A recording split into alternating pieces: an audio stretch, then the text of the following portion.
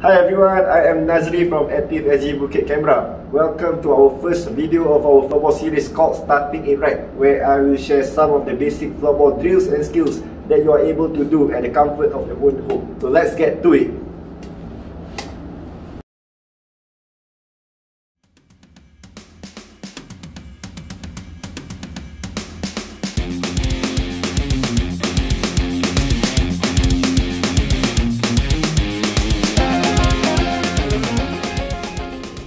Okay, first up, I will be showing you the proper way of holding the floorball stick, the proper body and leg posture before we start training with the ball. Okay, there are two types of floorball sticks, the righty, the one that I'm holding here, and the lefty, the one I'm holding on my left hand. So, the difference is in the curve of the blades as seen here. Okay, this is curved to the left, this is curved to the right. Okay, so now if you're a righty like myself, you will need to hold the stick with your left hand on the upper stick and your right hand somewhere in the middle of the stick. Not too low, not too high. It all depends on the comfortability of holding it. For lefty, it will be the other way around. Your right hand will be at the top of the stick, your left hand will be at the bottom of the stick, somewhere in the middle, not too high, not too low. Depends on the comfortability of yourself. Okay, now onto the body and leg posture for floorball. It is very hard to be handling the ball with your body upright. Furthermore, the floorball stick is not lengthy enough to have your body always upright while playing the sport. Okay, the proper body and leg posture that floorballers adopt goes like this way. Body is bent forward, knees slightly bent, and your legs are shoulders width apart. This is what we call the ready position. The proper body leg posture when the ball is in front of you goes like this. For righty like myself, same thing, ready position. For lefty is the other way around, this way. Now if the ball is at your side, your left leg will be on the front, your right leg will be at the back. With the 4 pointers, body bent forward, knees bent slightly bent, and your legs shoulders width apart. For the lefty, is the other way around, this way.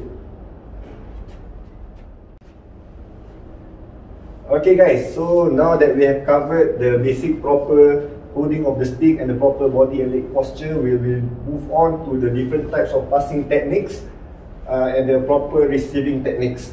Okay, before I start showing you the different techniques of basic passing, it is important to know what closed blade and open blade is, as it will help with the learning of basic techniques of passing and receiving the pass. So for the closing of blade, it goes something like this. Open blade is like this. So this is important because as we go on further later, I will show you the difference of the open and closed blade when doing a pass and receiving a pass. Okay, there are a few ways to make a floorball pass in floorball, but for this episode, I will focus on the three basic ground passing techniques, which are the drag pass, the wrist pass, and the backhand pass.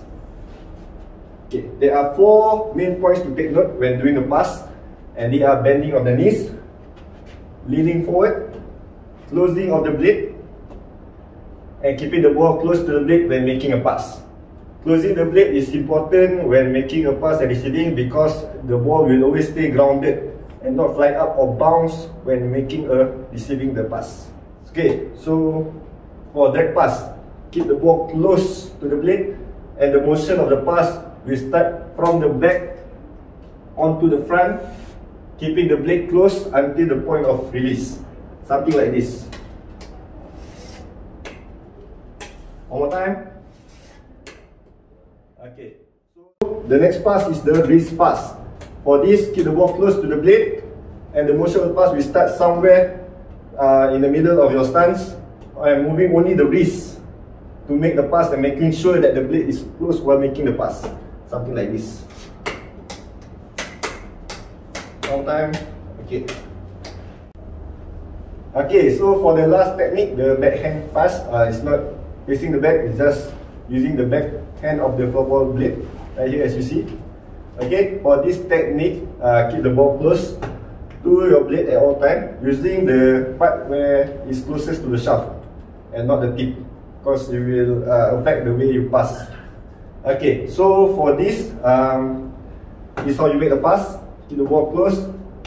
Leg bend, knees bend, legs shoulder width apart, body bend, make the pass. One more time. So if you use your tip, it's not comfortable to make the pass, and the pass is usually haywire. The ball goes everywhere. So it's best to just use the back that is closest to the shaft, like this.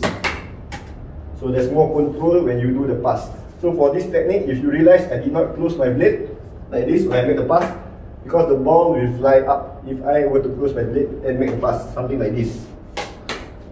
So the ball will fly up. So for this backhand pass, it's best to keep your blade upright and not close it and make the pass, so that the ball stay grounded. Okay. So the next one. Now that you have learned the 3 basic passing techniques, I will move on to the basic receiving techniques. There are 2 of it that I will introduce you, the kill, and the second one is the cushioning.